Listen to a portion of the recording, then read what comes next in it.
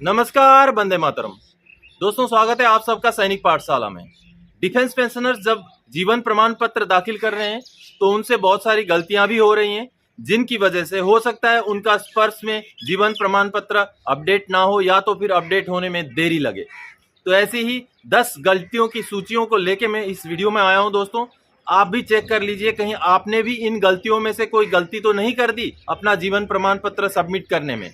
तो इससे पहले कि इन गलतियों की सूची को मैं आप सबके सामने रखूं, मेरा आप सबसे आग्रह है दोस्तों, अगर सैनिक पाठशाला चैनल को आप सबने अभी तक सब्सक्राइब नहीं किया है तो चैनल के साथ जुड़े रहने के लिए, इसका हिस्सा बने रहने के लिए चैनल को सब्सक्राइब जरूर करें और साथ ही साथ बगल में जो बेल आइकन है उसको भी प्रेस करें ताकि जो भी वीडियोज इस चैनल में अपलोड हो उनका नोटिफिकेशन आपको तुरंत ही मिलता रहे। तो चलिए दोस्तों, आगे बढ़ते हैं। मैं आप सबको सिलसिलेवार तरीके से 1 से लेकर 10 तक ऐसी गलतियां बताता हूं जो अगर हो सकता है आपने भी जीवन प्रमाण पत्र दाखिल करते समय की होंगी तो आपका स्पर्श में अपडेट होने में या तो डिले हो जाएगा या तो अपडेट ही नहीं होगा। दोस्तों, सबसे पहले तो मैं आपको बताता हूं, आप स्पर्श में माइग्रेटेड, नंबर 1 गलती, स्पर्श में माइग्रेटेड आप पेंशनर हैं लेकिन आपने जीवन प्रमाण पत्र दाखिल करते टाइम पुराना पीपीओ नंबर का इस्तेमाल कर दिया जो कि पीसीडीए के गाइडलाइंस के हिसाब से गलत है। दूसरी गलती दोस्तों, अगर आपका माइग्रेशन हो गया है लेकिन आपका आधार अपडेटेड नहीं है, मान लीजिए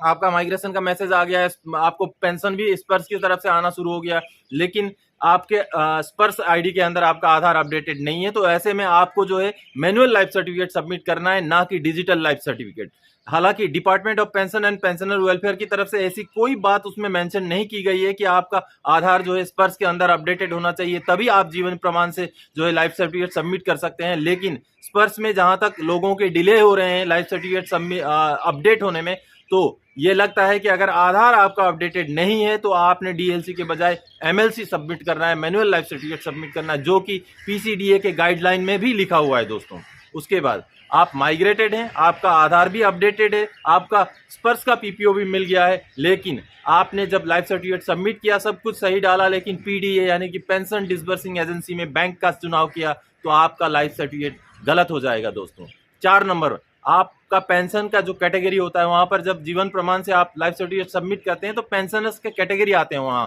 ईपीएस 95, सर्विस, फैमिली, अदर्स करके 4 उसमें कैटेगरी आते हैं। आपका जो कैटेगरी है वो सही कैटेगरी आपने इस्तेमाल करना है। आप सर्विस पेंशन ले रहे हो तो सर्विस लेना है, फैमिली पेंशन ले रहे हो तो फैमिली लेना है, और कोई पेंशन है, आप इनवैलिड वगैरह है तो आपने अदर्स लेना है। इस तरीके से सही कैटेगरी का आपका चुनाव करना उसमें जरूरी है। हो सकता है ये अगर गलत हो तो आपका डिले हो जाए स्पर्श जो है अपडेट होने में, या तो फिर रिजेक्ट भी हो जाए, ऐसा भी हो सकता है दोस्तों। और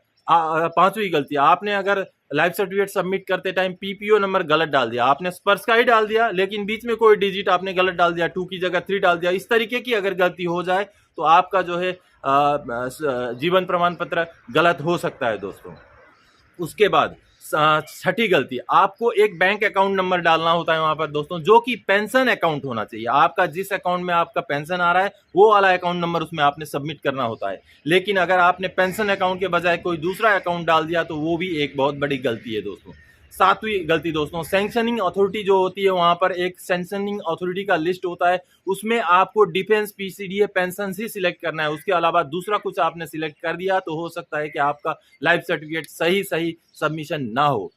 8वीं गलती दोस्तों, आपका अगर डेमोग्राफिक वैलिडेशन फेल हो रखा है, अगर आप जब स्पर्श में पीडीवी कर रहे थे तो आपका आधार अपडेट करते टाइम डेमोग्राफिक वैलिडेशन फेल आया था तो आपको मैनुअल लाइफ सर्टिफिकेट सबमिट करना है, क्योंकि आधार आपका अपडेटेड नहीं है। आप ऐसे में डिजिटल लाइफ सर्टिफिकेट सबमिट करेंगे तो हो सकता है कि वो डिजिटल लाइफ सर्टिफिकेट आपका स्पर्श में अपडेट ना हो दोस्तों। 9वीं गलती दोस्तों, आपका लाइफ सर्टिफिकेट सबमिट कर दिया है जो कि स्पर्श में पेंडिंग है, उसी समय उस दौरान आपने कोई प्रोफाइल अपडेट कर दिया, कोई सर्विस रिक्वेस्ट डाल दिया तो हो सकता है कि वो आपका लाइफ सर्टिफिकेट स्पर्श के अंदर चढ़ने में समय लग जाए दोस्तों। ये भी एक गलती है, इसलिए आपका लाइफ सर्टिफिकेट जब तक पूरा सबमिशन होकर के स्पर्श में दिखना नहीं शुरू होता, कंप्लीटेड करके दिखना नहीं शुरू होता, आपका ड्यू डेट नहीं चेंज हो जाता, तब तक आप स्पर्श में दूसरा कोई काम करने का रिस्क इस समय में, नवंबर के आखिरी समय में अभी ना लें। और 10वीं गलती दोस्तों, आपने मैनुअल लाइफ सर्टिफिकेट सबमिट तो कर दिया लेकिन मैनुअल लाइफ सर्टिफिकेट वो सबमिट कर दिया, किसी और ने डाउनलोड किया था, उसका फोटोकॉपी किया, आपने भी अपना डिटेल्स भरा और डाल दिया,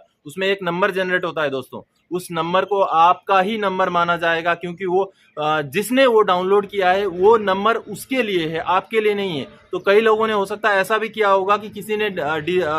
मैनुअल लाइफ सर्टिफिकेट सबमिट करने के लिए अपना मैनुअल लाइफ सर्टिफिकेट डाउनलोड कर लिया स्पर्श के आईडी से, अब उसका फोटोकॉपी कर लिया, कहीं मान लीजिए कहीं